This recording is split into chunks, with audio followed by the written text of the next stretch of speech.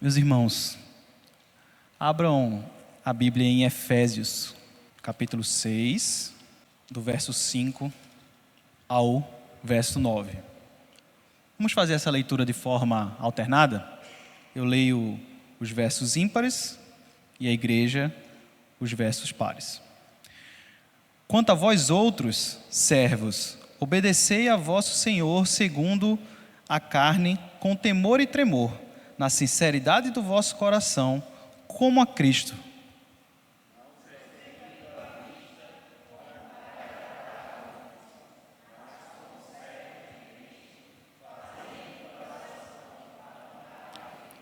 Servindo de boa vontade, como ao Senhor, e não como a homens.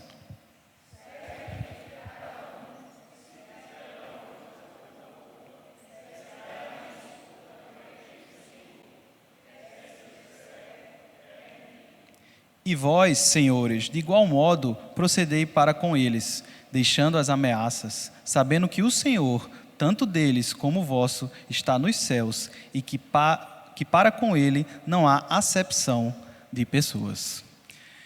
Os irmãos podem sentar? Senhor amado Deus, fala aos nossos corações nesse momento, Senhor. Que a Tua palavra, ó Pai, ela nos instrua, nos direcione nesse momento. Que o Senhor me use como um instrumento, ó Pai, dócil em Tuas mãos, Senhor Deus. Que o que eu for falar aqui, na verdade, ó Pai, seja aquilo que o Senhor quer falar para cada um dos irmãos e irmãs que aqui estão, Senhor Deus. Que a Tua palavra, ela possa fazer morada em nossos corações e transformar as nossas ações. Em nome de Jesus. Amém. Meus irmãos, nós estamos no mês de agosto e é o mês que nós dedicamos a falar e a pensar, a refletir sobre missões. E nas quartas-feiras nós estamos tratando sobre o tema de características de uma igreja missionária. E hoje nós vamos tratar sobre o tema que uma igreja missionária é uma igreja que serve no mundo. E o serviço e missão, eles estão mais relacionados do que muitas vezes nós pensamos. Pregar a palavra é fundamental para que a gente possa realizar a missão de Deus. Não há missão sem a pregação da palavra, sem a pregação do Evangelho. Contudo, a missão de Deus, ela é muito mais do que isso. Afinal, se a missão ela se resume somente à pregação verbal, o que quer dizer que quando a gente não está fazendo essa pregação verbal, nós não estamos sendo missionários? E se nós não estamos sendo missionários, quando não estamos fazendo essa pregação verbal, o que é que nós estamos sendo então no mundo? Então, o nosso texto base, que é o texto de Efésios, que acabamos de ler, ele está num contexto da carta aos Efésios, que Paulo escreveu aos Efésios. E lá no começo dessa carta, Paulo ele fala sobre a abrangência da missão de Deus. E ele fala o seguinte, eu convido os irmãos a irem lá em Efésios 1, do verso 9, os versos 9 e 10. Paulo diz assim, no capítulo 1 de Efésios, versos 9 e 10. Desvendando-nos o mistério da sua vontade, segundo o seu beneplácito que propusera em Cristo, de fazer convergir nele, na dispensação da plenitude dos tempos, todas as coisas, tanto as do céu como as da terra. Esse mesmo ponto, Paulo ele reforça na carta aos Colossenses, que é uma carta bem similar, bem parecida com o de Efésios, né? Os temas que ele trata em Colossenses são bem parecidos com o de Efésios. E lá em Colossenses 1, no 19, nos versos 19 e 20, ele fala o seguinte, porque Deus achou por bem que nele, Cristo, residisse toda a plenitude e que, havendo feito a paz pelo sangue da sua cruz, por meio dele, reconciliasse consigo mesmo todas as coisas, quer sobre a terra, quer nos céus. Talvez a versão que está aparecendo aí está um pouquinho diferente, que eu estou lendo na NAA, tá? Mas o que é que Paulo está mostrando com esse ponto? Tanto aqui no começo da carta de Efésios, como na de Colossenses, que a missão de Deus é restaurar toda a criação caída por meio da obra de Cristo. E quando ele fala toda a criação, isso envolve as pessoas escolhidas por Deus, mas envolve também toda a comunidade formada por essas pessoas, os seus relacionamentos pessoais e até a criação física. E é aqui que o serviço ele vai entrar. Porque a salvação ela não é simplesmente uma questão individual, de que a salvação ela veio para que um determinado indivíduo, ou para cada determinado indivíduo, ele vá ao céu, e lá no céu ele esteja como se fosse num apartamento lá seu, que ele não interage com ninguém. A salvação ela é muito mais abrangente, é toda a criação, inclusive os indivíduos em comunidade, formando o corpo de Cristo, a igreja, que está sendo salvo. E aí, além disso, ainda em Efésios, Paulo ele deixa claro que Deus ele usa a igreja como agente e exemplo dessa redenção. Então vejam aí ainda no capítulo 1 de Efésios, o verso 22. E pôs todas as coisas debaixo dos pés, e para ser o cabeça sobre todas as coisas, ele está falando de Cristo, o deu à igreja. Então ele fala que Cristo, a missão de Deus é restaurar todas as coisas em Cristo, que é o cabeça. Mas quem é o corpo de Cristo, que está realizando essa obra, que Cristo usa para realizar a sua obra? É a igreja. Então, ser uma igreja missionária é ser um instrumento nessa redenção, que é uma redenção extremamente abrangente. E é proclamar o Evangelho e viver o Evangelho da restauração de Cristo. E é aqui que entra o serviço. Por quê? Porque ao servirmos, o que é que nós estamos fazendo? Nós estamos apresentando uma amostra do que será o céu. De como serão relacionamentos, atitudes e ações dessa nova realidade que Deus está criando. Nós somos esse gostinho do que é que Deus está fazendo no mundo. E aí, nós estamos aqui dando uma prova do que Deus está fazendo, todas as coisas novas em Cristo. Ao começar nas nossas ações individuais, mas também com nossos relacionamentos e nossas ações uns com os outros. Então, servir tem a ver com missão, porque servir tem a ver com mostrar redenção, tem a ver com mostrar o que é que Deus está fazendo no mundo. Mas eu vejo, meus irmãos, que temos alguns desafios para realizar esse serviço de forma missionária. E eu trouxe aqui dois extremos, porque eu acredito que os outros problemas estão aí no meio, tá? Mas a gente tem um extremo que é o extremo no qual o pecado ele nos tenta a não servir. E do outro lado, nós temos o extremo, que é o pecado, que o pecado nos tenta a confundir serviço no mundo, com serviço ao mundo. E aí nesse primeiro extremo, que é o extremo, a tentação de não servir, eu acho que a gente tem um exemplo mais exagerado, vamos dizer assim, quando a gente olha, por exemplo, para os monastérios da Igreja Católica, que é a ideia de que o homem mais espiritual, o homem que se torna espiritual, e quanto maior o seu nível espiritual, ele precisa se afastar do mundo. Ele precisa ir para um lugar distante do mundo para que ele viva aquela sua vida espiritual. Na nossa realidade protestante, isso não existe dessa forma, de você ter que se afastar do mundo. Mas muitas vezes isso existe num certo dualismo que a gente cria. Ou seja, a gente vê algumas coisas como espirituais e a gente vê algumas outras coisas como não. Só que a gente faz as duas.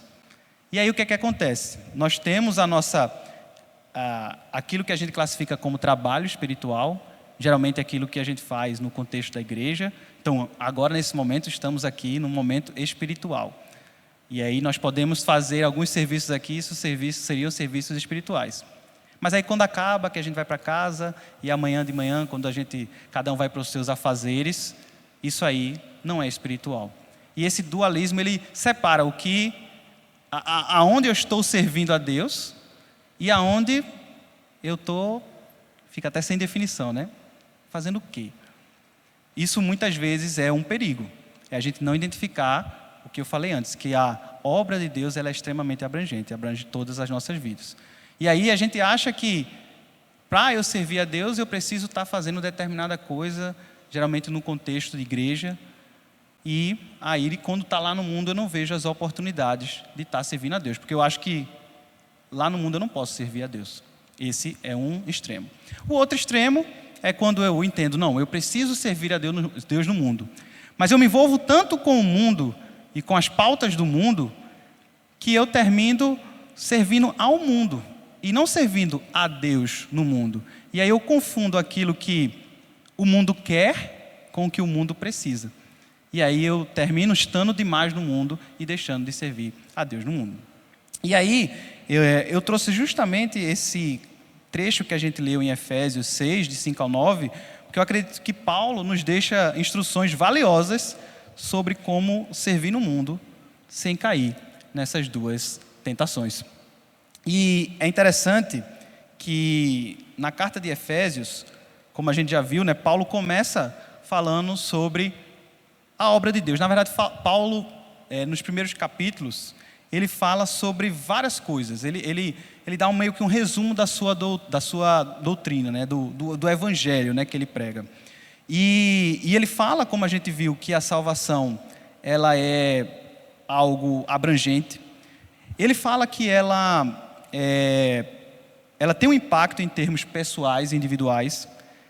Ele fala que ela tem impacto em termos cósmicos, como a gente viu, né, toda a criação física está sendo restaurada.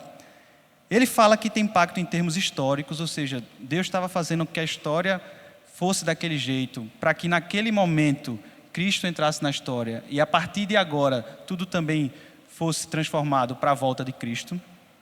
E ele fala que essa redenção, que ele explica basicamente do capítulo 1 ao 3, ela tem uma profunda implicação na maneira como nós vivemos. E é o que ele começa a desenvolver a partir do capítulo 4. Tá? No capítulo 4, até o verso 21 do capítulo 5, ele começa a mostrar como é que, primeiro, essa redenção ela tem impacto na nossa vida como igreja. Então, como é que os crentes, aqueles que confiam em Cristo, aqueles que se dizem cristãos, eles devem ter a sua vida moldada por essa redenção que ele acabou de explicar que Deus está fazendo no mundo. E a partir do capítulo 22, verso 22 do capítulo 5, ele começa a mostrar que não só no contexto de igreja, essa redenção ela vai ter um impacto em nossas vidas, mas também na nossa vida fora da igreja.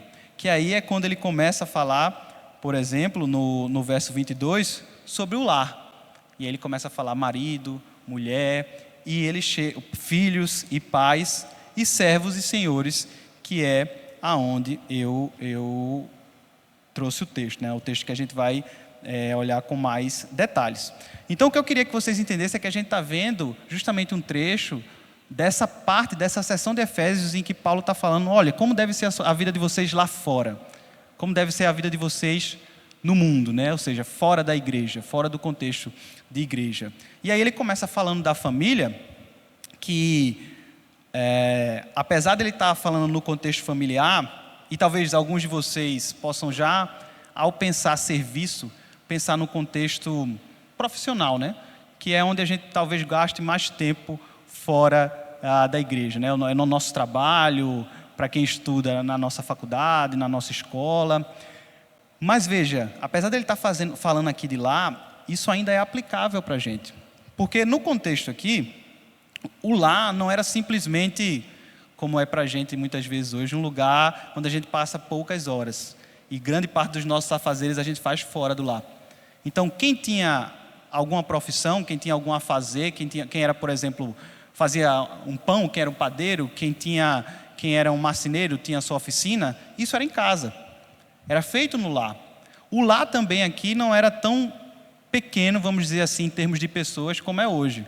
Hoje um lar geralmente é constituído pelo casal, seus filhos, às vezes tem uma sogra, um sogro, que é o avô, a avó da criança, no máximo, a maioria. Nessa época não, nessa época o lar tinha vários níveis da família e ainda tinha, no contexto que a gente viu, aqueles que trabalhavam no lar, que eram os servos, que trabalhavam no lar, que muitas vezes trabalhavam, como eu disse, se fosse uma padaria, ele também trabalhava ali fazendo pão. Se fosse uma pessoa que trabalhava fazendo móveis, ele trabalhava ali ajudando também. Então o lar envolvia toda essas pessoas, seria quase uma microempresa ali. Então, para o nosso contexto, apesar de estar falando de lar, ainda é aplicável, porque era onde grande parte da vida dessas pessoas era vivida, que para a gente hoje é fora do lar, mas que no contexto de viver no mundo é semelhante ao nosso.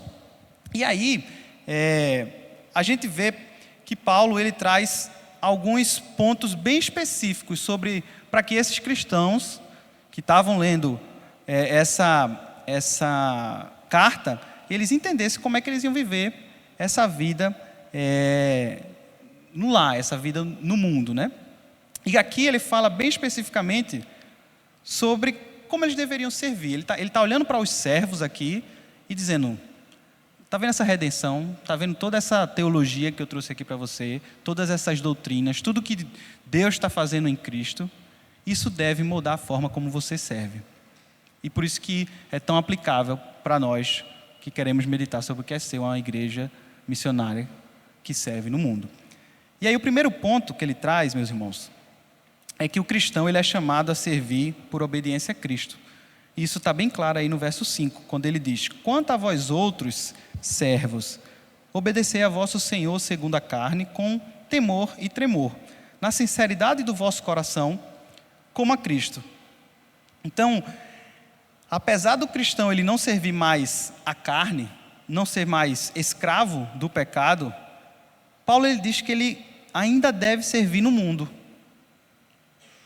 Ele diz que se ele tem o Senhor na carne, segundo a carne, como ele fala aqui, ele deve continuar servindo.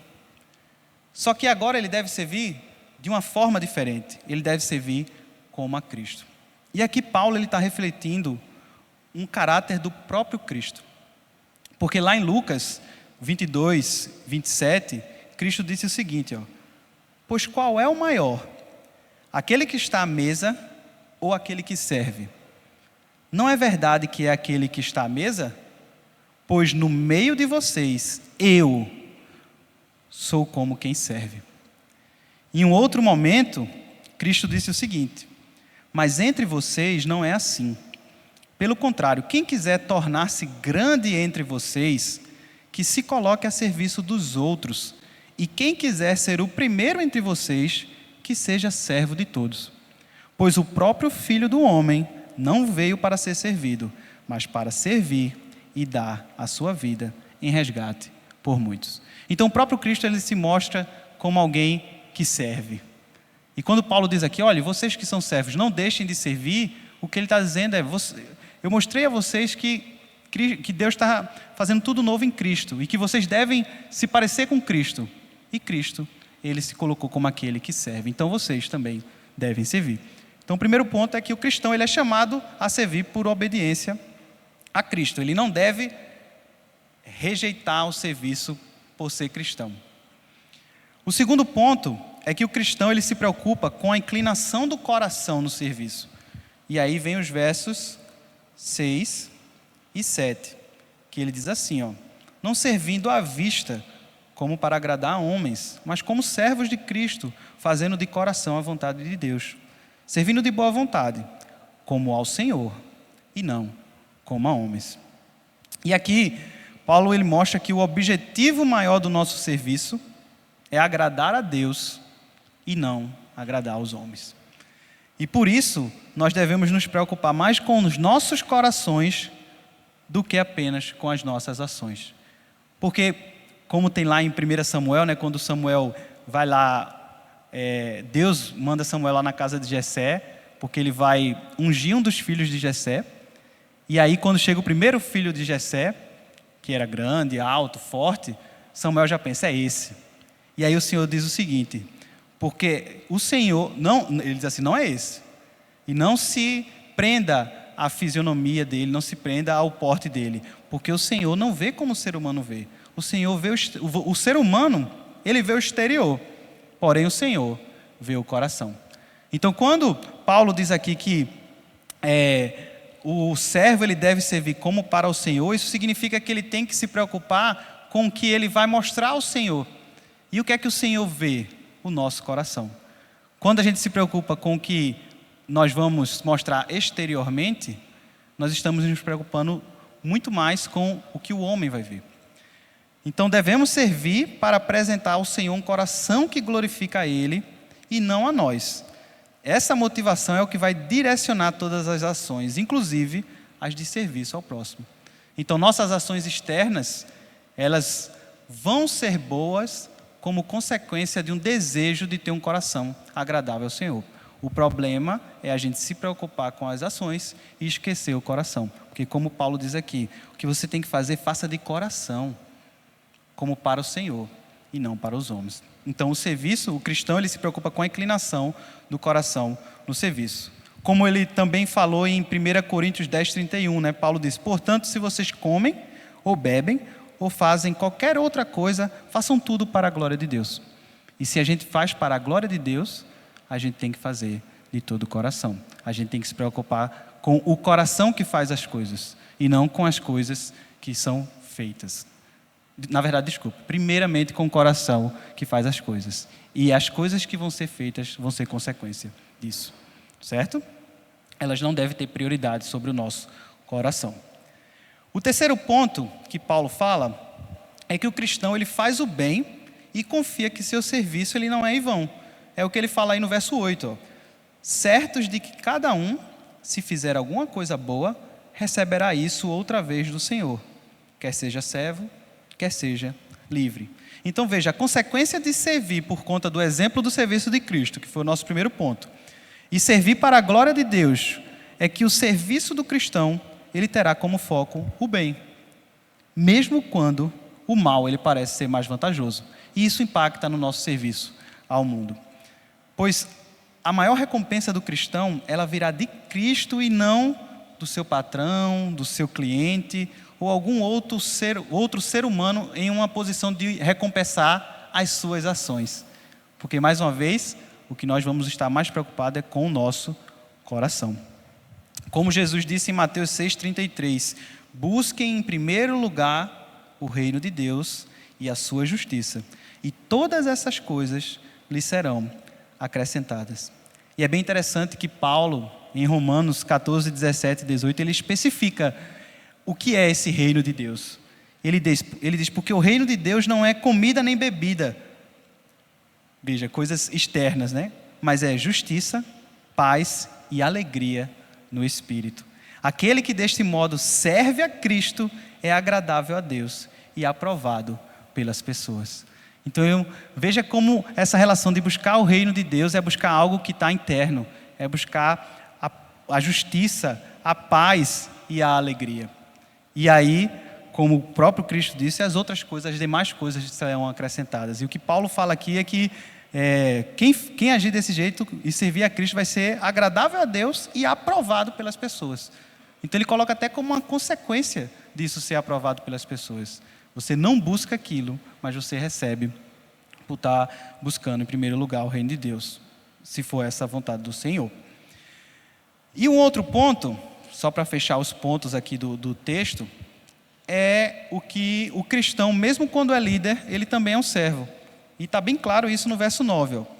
E vós, senhores, de igual modo, procedei para com eles, deixando as ameaças, sabendo que o Senhor, tanto deles como vosso, está nos céus, e que para com ele não há acepção de pessoas. Então nós, como cristãos, nós somos servos de Cristo.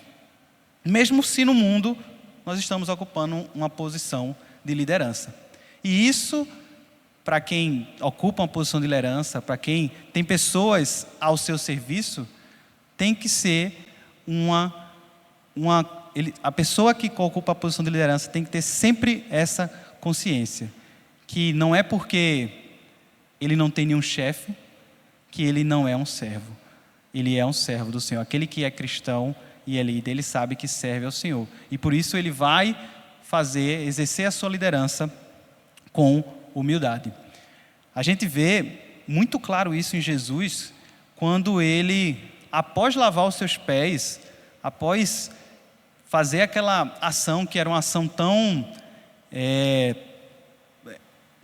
simplória, que era feita inclusive por, geralmente, os escravos da casa, os servos da casa. Era uma ação, como eu posso dizer assim, uma ação que não tinha nenhuma glória, lavar os pés das pessoas. E ele faz isso pelos seus discípulos. E quando ele faz isso, ele diz: vocês me chamam de mestre e de Senhor, e fazem bem, porque eu sou. Ora, se eu, sendo Senhor e Mestre, lavei os pés de vocês, também vocês devem lavar os pés uns dos outros, porque eu lhes dei o exemplo para que, como eu fiz, vocês façam também. Em verdade, lhes digo que o servo não é maior do que seu Senhor, nem o enviado é maior do que aquele que enviou. Então, o próprio Jesus, o nosso Senhor, ele se mostra numa posição ali de serviço e diz: vocês, se eu, que sou maior do que qualquer um, estou fazendo isso, quem são vocês, independente da posição em que vocês estejam, para também não fazer isso? Então não é porque você possa estar numa posição de liderança que isso vai lhe levar à arrogância, porque você sempre vai ser servo do Senhor, e o Senhor lhe chama sempre a ser servo. Então são esses pontos que a gente pode tirar de forma bem clara aqui, meus irmãos, do texto de Efésios. Mas como é que esses pontos que a gente vê nesse texto se aplicam em nossas vidas de uma forma um pouco mais prática? E ainda de uma forma mais específica, como isso se aplica à missão, a fazer missão? Então a primeira aplicação que eu queria trazer aqui para vocês é que nós devemos encarar o serviço como uma oportunidade missionária. Então, como eu disse a vocês, existe a tentação de não servir ao mundo, de não ver de forma alguma como eu posso estar realizando um serviço para Deus enquanto eu estou no mundo. Essa tentação nós devemos evitar, porque como a gente viu aqui, nós devemos continuar servindo. A diferença é como nós servimos. E aí uma das mudanças é olhar para esse serviço agora como uma oportunidade missionária. Veja que a gente vive num mundo em que só o fato de você realizar algum tipo de serviço, algum tipo de ajuda, se colocar disponível para fazer alguma coisa sem nenhum interesse, vamos dizer assim, de tirar vantagem, só isso já é um grande testemunho. Porque a grande maioria das pessoas, elas vivem no mundo para consumir. Elas vivem no mundo para tirar o máximo das oportunidades para elas. Então, uma postura de alguém que serve, que chega ali sem querer nada em troca e ainda oferece algo, isso já é um impacto, já é um testemunho. E isso já é uma forma de você mostrar que Deus está restaurando todas as coisas. E que existe uma nova forma de ver a realidade. Existe uma nova forma de se viver, que é a forma que Deus está fazendo no mundo. Veja, Jesus, ele não pediu ao Pai para nos tirar do mundo, mas ele nos enviou ao mundo. Portanto, nós não devemos buscar nos isolar e servir apenas na comunidade da fé, mas reconhecer que, ao servir no mundo, estamos fazendo a missão de Deus e também imitando a Cristo. Além disso, esse serviço ele deve ser feito de todo o coração, pois é uma oportunidade de glorificar a Deus. Isso significa que devemos buscar servir apresentando os frutos do Espírito. Então, não só devemos reconhecer que servir é uma oportunidade de realizar a missão, mas que devemos buscar fazer esse serviço refletindo o fruto do Espírito. Não podemos fazer o serviço da mesma forma que o mundo faz. Devemos fazer o serviço apresentando a Cristo nas nossas atitudes. O segundo ponto é que, como missionários, nós não devemos realizar o serviço no mundo como o mundo, que aí o problema é aquela segunda tentação. É nós entrarmos no mundo, mas trabalharmos e servirmos sem essas diretrizes que a gente viu Paulo dando aqui, sem servir de todo o coração como a Cristo, mas a gente servir por homens, por temor a homens. Então, no mundo que a gente vive, se prega o individualismo, a vaidade, a competição. A maioria das pessoas, ela serve para o próprio ganho. E para que sejam exaltadas frente às outras pessoas. E nós devemos buscar a glória de Deus em nossos relacionamentos diários. Assim, realizaremos ações de serviço para agradar a Deus e não aos homens. Portanto, nós devemos tomar cuidado para não confundir servir a Deus no mundo com servir ao mundo. Porque servir ao mundo é querer agradar aos homens e não querer agradar a Deus. Em algum momento, meus irmãos, servir a Deus, no mundo, vai significar ser diferente do mundo. O que vai desagradar ao mundo. Então, se nós reconhecemos que servimos ao mundo, mas que nunca nosso serviço ele causa um conflito, é um ponto de atenção para nós pensarmos e refletirmos se estamos servindo a Deus no mundo ou se estamos servindo ao mundo. Acho que um exemplo bem característico é o de Daniel, né? Daniel e seus amigos. Eles foram lá capturados, raptados pelo Império Babilônico e foram forçados, vamos dizer assim, a trabalhar ali, né? Era um trabalho intelectual, eles tinham que estudar, mas eles foram forçados a conhecer aquela cultura, estudar a língua deles, e eles fizeram. Eles estavam ali servindo. Só que chegou um momento, chegaram alguns momentos, na verdade, em que aquele serviço, ou seja, aquela obediência, ela ia causar uma desobediência a Deus. E quem conhece a história sabe que nem os amigos de Daniel quiseram adorar a estátua e foram para a fornalha, nem Daniel deixou de orar ao Senhor e foi para a cova dos leões.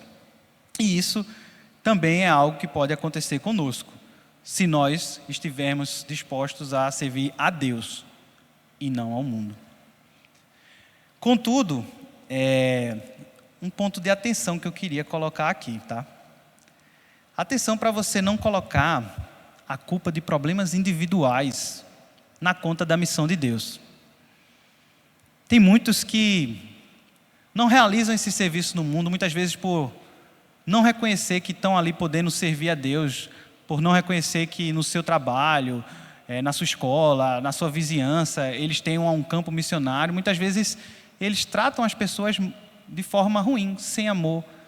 Eles não se importam com o coração deles ao tratar aquelas pessoas.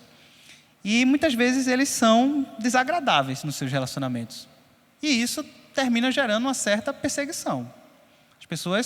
Uma pessoa que é desagradável, as pessoas começam a escanteá-lo, a não falar dele, ou então às vezes a discutir.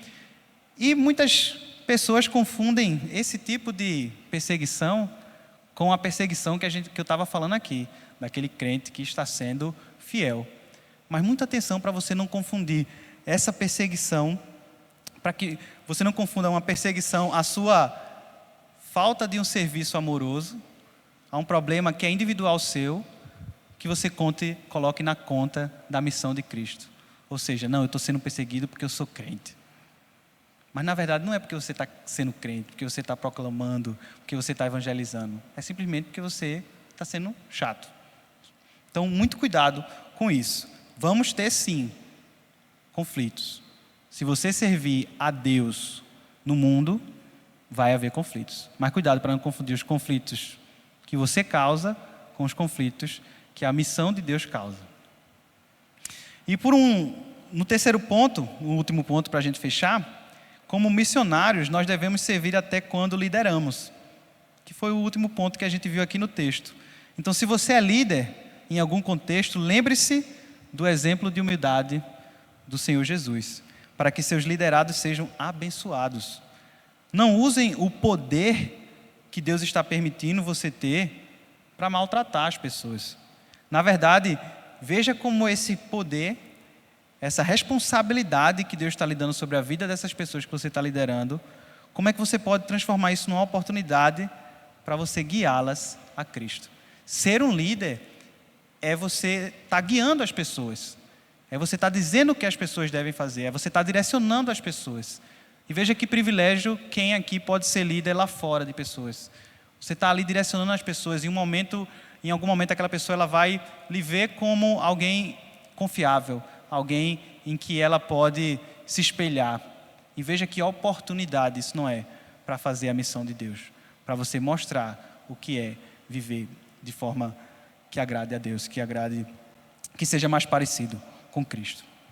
Então, meus irmãos, eu queria concluir dizendo que uma das características da igreja missionária é servir no mundo, pois Deus está fazendo todas as coisas novas em Cristo e nós somos agentes dessa restauração. Contudo, o nosso serviço ele deve ser feito para o Senhor, de todo o coração e com o grande propósito de apontar o reino dos céus. Nosso desafio agora, ao acabar esse momento de culto, é voltarmos para o mundo e encararmos todo o serviço que está à nossa frente como uma oportunidade missionária. Então, cada um aqui vai voltar para um contexto. Cada um aqui vai voltar para um conjunto de relacionamentos que muito provavelmente é diferente de todos os outros. Cada um aqui vai voltar para uma oportunidade de servir a alguém que através desse serviço essa pessoa pode ver, ela pode vislumbrar uma forma diferente de vida, uma forma diferente de relacionamento. E aí você pode mostrar, isso é porque Cristo me restaurou. Isso é porque Cristo está restaurando toda a criação.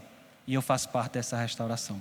E aí você está pregando o Evangelho por causa de algo que você fez a alguém.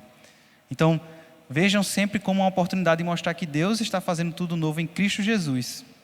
Então, que vocês possam ver o trabalho onde o Senhor os colocou como um campo missionário.